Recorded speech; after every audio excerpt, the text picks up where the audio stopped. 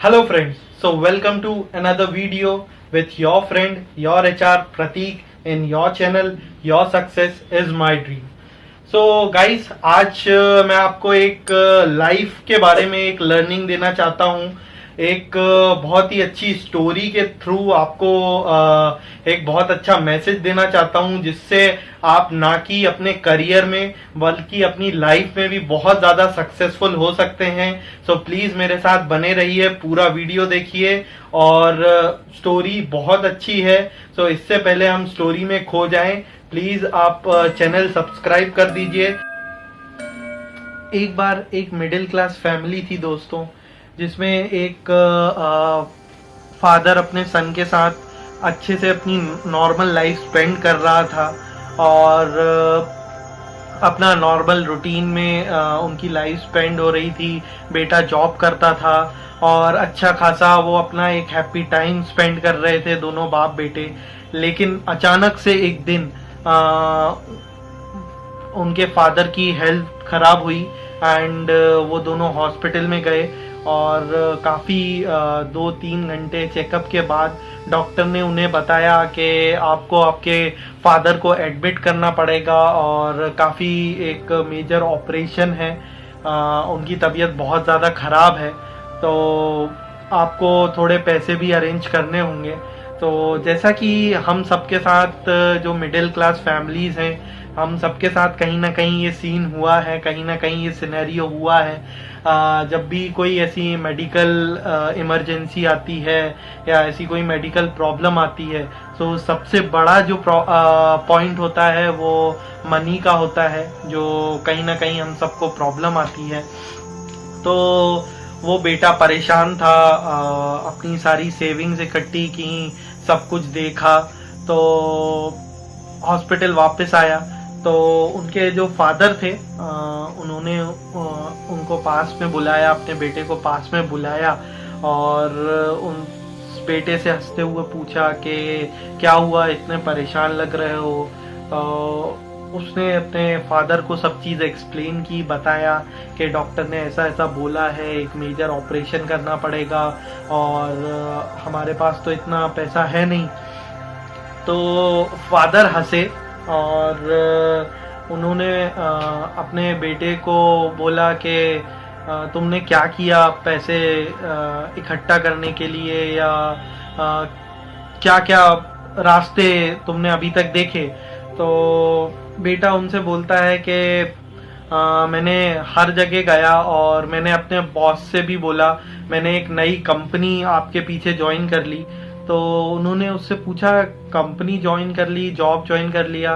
तो बोलता है कि हाँ, मैंने एक जगह फूड सर्विस में एक डिलीवरी बॉय की जॉब स्टार्ट कर दी है, ताकि मुझे एडवांस में वो लोग कुछ पैसे दे दें और मैं आपकी ऑपरेशंस करवा सकूं। तो उनके फादर बोलते हैं लेकिन तुम इंजीनियर हो, तुम्हें अच्छी जॉब मिल सकती है, अगर तुम थोड़ा रुक जाओ, हो सकता है तुम्हारे इंटरव्यूज हो चुके हैं। तो वो बोलता है नहीं, अभी मुझे कहीं ना कहीं से थोड़े बहुत तो पैसे चाहिए थे, तो मैंने यही चूज कर लिया। तो उनके फादर हंसे और उसके बाद अपने हाथ में से वॉच, उनके पास एक वॉच थी, वो निकाली, उसको दिया और बोले एक काम करो, इस वॉच को सेल कर दो तो कुछ पैसे मिल जाएंगे।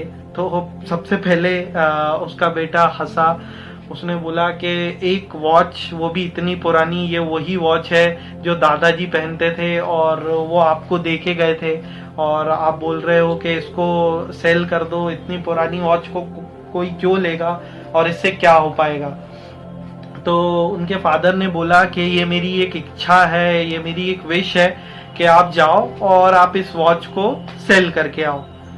तो उसने बोला ठीक है।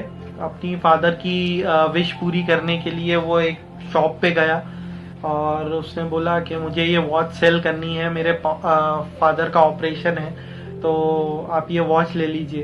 तो जैसे ही वो शॉप वाले ने उस वॉच को देखा, नॉर्मल एक वॉच घड़ियों की शॉप थी, उसने उस वॉच को देखा, उससे बोला ठीक है इसके हम 50 रुपये आपको दे देंगे, आप ये दे दो। तो उसको थोड़ा गुस्सा आया और उसने वॉच ली और वो वापस आ गया हॉस्पिटल। तो फादर ने पूछा कि क्या हुआ, तो उन्होंने बताया कि मैं गया था और इतनी पुरानी वॉच है, करीबन मीन्स 100 साल पुरानी वॉच है वो, और वो बोल रहे थे कि 50 रुपये और आपने बोला था इससे काम हो जाएगा।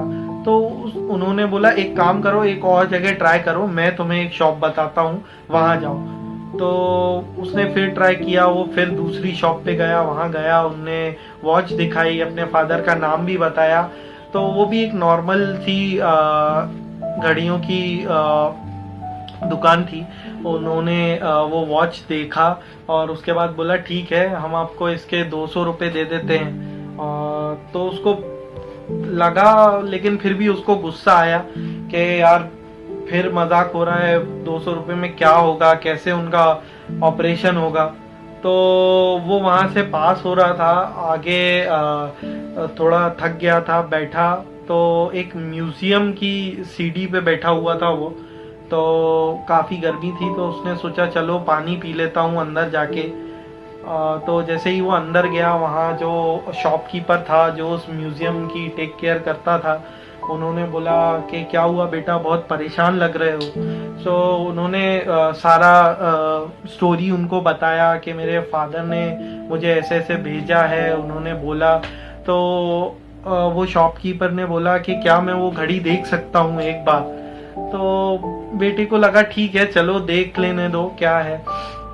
तो जैसे ही वो घड़ी उन्होंने देखी और उन्होंने डायरेक्ट उसको 10 लाख रुपए ऑफर किए।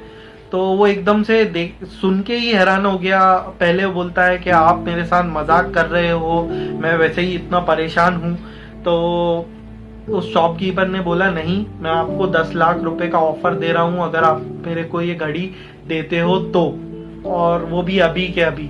तो बेटे ने बोला कि ये ऑफर कैसे कैंसिल कर सकता हूँ। उसने वो घड़ी उनको दी, 10 लाख रुपए उनसे लिए और खुश होके अपने फादर के पास गया और फादर से बोला कि आपका ऑपरेशन अब हो जाएगा, मैंने वो घड़ी सेल कर दी है और इतने ज़्यादा प्राइस में। तो उन्होंने पूछा उससे कि कहाँ सेल की वो घड़ी जहाँ मैंने बताया था। तो उसने उनको सारी स्टोरी बताई कि नहीं, वो घड़ी इतनी पुरानी थी। एक तरीके से वो जो म्यूजियम वाला था उसने बोला ये इतनी पुरानी घड़ी ये एंटीक हो चुकी है। तो उस घड़ी का प्राइस 10 लाख रुपए उसने मुझे दिए, जिससे मैं आपका ऑपरेशन करवा रहा हूँ। और ऑपरेशन वगैरह हुआ, सब कुछ सक्सेसफुल हुआ।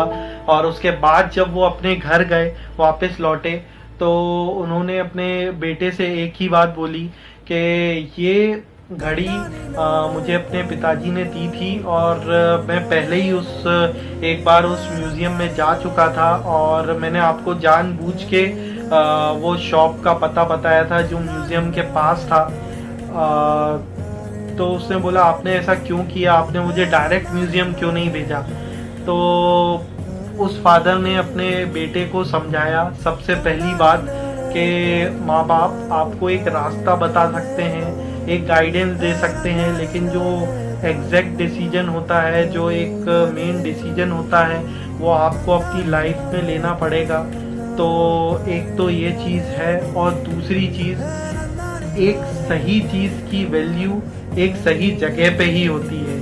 तो अगर आपके अंदर कुछ टैलेंट है और अगर आप उसको किसी और जगह इन्वेस्ट करते हो और उस टैलेंट को वेस्ट करते हो, तो ना तो आपको उस टैलेंट का पूरा फ़ायदा मिलेगा और ना वो टैलेंट निखर के बाहर आएगा। तो अगर आपके अंदर कुछ टैलेंट है तो उस टैलेंट को पहचानिए। अगर आप कुछ पढ़ाई कर रहे हैं या अगर आपके बच्चे कुछ पढ़ाई कर रहे हैं तो उनके टैलेंट को पहचानिए, उनकी जो स्किल्स हैं उसको पहचानिए, उनके पोटेंशियल को पहचानिए और उसको करेक्ट वे में ढालिए और करेक्ट वे में ले जाइए। क्योंकि करेक्ट वे में जब वो चीज़ मूव होगी तो कहीं ना कहीं वो अपने आप एक एक्सपेंसिव चीज़ हो जाएगी और कहीं ना कहीं आप अपनी लाइफ में बहुत ज़्यादा सक्सेसफुल हो जाएंगे। So all the very best. I hope कि स्टोरी आपको पसंद आई हो। सो ज़्यादा से ज़्यादा शेयर कीजिए, ज़्यादा से ज़्यादा इस चैनल को सब्सक्राइब कीजिए। एंड आई होप मैं कुछ अच्छी स्टोरीज, कुछ अच्छी लर्निंग के साथ आपके पास वापस बहुत जल्दी लौटूंगा। सो प्लीज़ अपने